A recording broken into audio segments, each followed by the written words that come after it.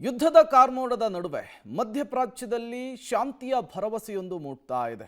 ಅದಕ್ಕೆ ಪೂರಕ ಎಂಬುವಂತೆ ಲೆಬನಾನ್ ಮತ್ತು ಇಸ್ರೇಲ್ ನಡುವೆ ಕದನ ವಿರಾಮ ಘೋಷಣೆಯಾಯಿತು. ಈಗ ಹೊರ್ಮುಜ್ ಜಲಸಂಧಿಯಲ್ಲಿ ಹಡಗುಗಳ ಮುಕ್ತ ಸಂಚಾರಕ್ಕೆ ಅವಕಾಶ ಸಿಕ್ಕಿದೆ. ಇರಾನ್ ಅಮೆರಿಕ ಮಾತುಕತೆಗೂ ಕೂಡ ಮತ್ತೊಮ್ಮೆ ವೇದಿಕೆ ರೆಡಿಯಾಗಿದೆ. ಹಾಗಾದ್ರೆ ಮಧ್ಯಪ್ರಾಚ್ಯದಲ್ಲಿ ಶಾಶ್ವತ ಶಾಂತಿ ನೆಲೆಸೇ ಬಿಡುತ್ತಾ?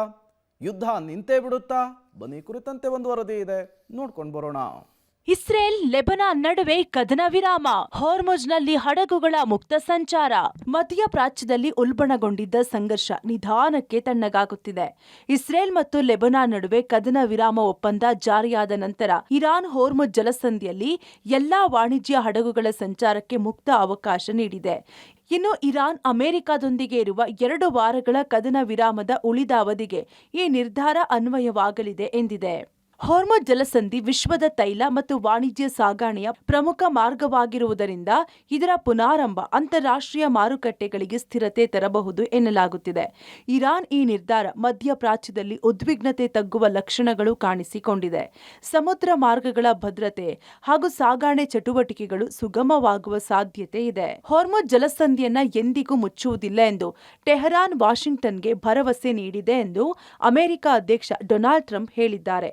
ಈ ನಡುವೆ ಇರಾನ್ ಹಾರ್ಮುಜ್ ಜಲಸಂಧಿಯನ್ನು ತೆರೆದ ನಂತರ ಅಮೆರಿಕ ಅಧ್ಯಕ್ಷ ಡೊನಾಲ್ಡ್ ಟ್ರಂಪ್ ಶುಕ್ರವಾರ ಪಾಕಿಸ್ತಾನದ ಸೇನಾ ಜನರಲ್ ಅಸೀಂ ಮುನೀರ್ ಮತ್ತು ಪ್ರಧಾನಿ ಶೆಹಬಾಜ್ ಶರೀಫ್ ಅವರನ್ನ ಮಹಾನ್ ನಾಯಕರು ಎಂದು ಶ್ಲಾಘಿಸಿದ್ದಾರೆ. ಹಾರ್ಮುಜ್ ಜಲಸಂಧಿಯನ್ನ ತೆರೆದಿದ್ದಕ್ಕಾಗಿ ಇರಾನ್ಗೆ ಕೃತಜ್ಞತೆ ಸಲ್ಲಿಸುವ ಮಧ್ಯೆ ಇರಾನ್ ವಿರುದ್ಧದ ಯುದ್ಧ ಇನ್ನೂ ಮುಗಿದಿಲ್ಲದ ಕಾರಣ ನೌಕಾ ದಿಗ್ಬಂಧನ ಮುಂದುವರಿಯುತ್ತದೆ ಎಂದು ಅಮೆರಿಕ ಅಧ್ಯಕ್ಷ ಡೊನಾಲ್ಡ್ ಟ್ರಂಪ್ ಹೇಳಿದ್ದಾರೆ. ಹಾರ್ಮುಜ್ ಜಲಸಂಧಿಯು ಸಂಪೂರ್ಣವಾಗಿ ಮುಕ್ತವಾಗಿದೆ, ವ್ಯವಹಾರ ಮತ್ತು ಪೂರ್ಣ ಮಾರ್ಗಕ್ಕೆ ಸಿದ್ಧವಾಗಿದೆ. ಆದರೆ ನೌಕಾ ದಿಗ್ಬಂಧನವು ಇರಾನ್ಗೆ ಸಂಬಂಧಿಸಿದಂತೆ ಪೂರ್ಣ ಬಲ ಮತ್ತು ಪರಿಣಾಮದಲ್ಲಿ ಉಳಿಯುತ್ತದೆ. ಇರಾನ್ನೊಂದಿಗಿನ ನಮ್ಮ ವ್ಯವಹಾರವು 100% ಪೂರ್ಣಗೊಳ್ಳುವವರೆಗೆ ಇದು ಹಾಗೆ ಇರಲಿದೆ ಎಂದು ಟ್ರಂಪ್ ಹೇಳಿದ್ದಾರೆ. ಜಾಗತಿಕ ಆರ್ಥಿಕತೆಗೆ ಚೇತರಿಕೆ ಭರವಸೆ, ಇಂಧನ ಮಾರುಕಟ್ಟೆಯ ಮೇಲೆ ಎಫೆಕ್ಟ್. ಅಮೆರಿಕ ಮತ್ತು ಇರಾನ್ ನಡುವೆ ನಡೆಯುತ್ತಿರುವ ಯುದ್ಧದ ಹೊರತಾಗಿಯೂ ಹಾರ್ಮುಜ್ ಜಲಸಂಧಿ ಮುಕ್ತವಾಗಿರುವುದು ಜಾಗತಿಕ ಆರ್ಥಿಕತೆಗೆ ಕೆಟ್ಟ ಸನ್ನಿವೇಶವನ್ನು ತಪ್ಪಿಸುವ ಭರವಸೆ ಹೆಚ್ಚಿದೆ. ಇಂಧನ ಮಾರುಕಟ್ಟೆಯ ಮೇಲೆ ಅತಿ ದೊಡ್ಡ ಮತ್ತು ನೇರ ಪರಿಣಾಮ ಬೀರಿದೆ. ಬೆಂಚ್ಮಾರ್ಕ್ ಅಮೆರಿಕದ ಕಚ್ಚಾ ತೈಲ ಬೆಲೆಗಳು ಬ್ಯಾರೆಲ್ಗೆ 10.8% ಇಳಿದು $81.28 ತಲುಪಿದೆ. ಅಲ್ಲದೆ ಅಂತಾರಾಷ್ಟ್ರೀಯ ಮಾನದಂಡ ಬ್ರೆಂಟ್ ಕಚ್ಚಾ ತೈಲವು 10.3% ಇಳಿದು $89.13 ತಲುಪಿದೆ.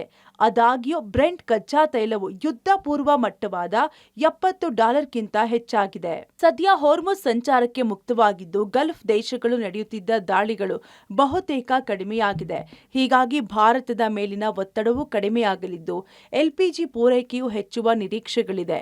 ಇದರಿಂದ ದೇಶದಲ್ಲಿ ಅಭಾವವೂ ಕಡಿಮೆಯಾಗಲಿದೆ ಎನ್ನಲಾಗಿದೆ.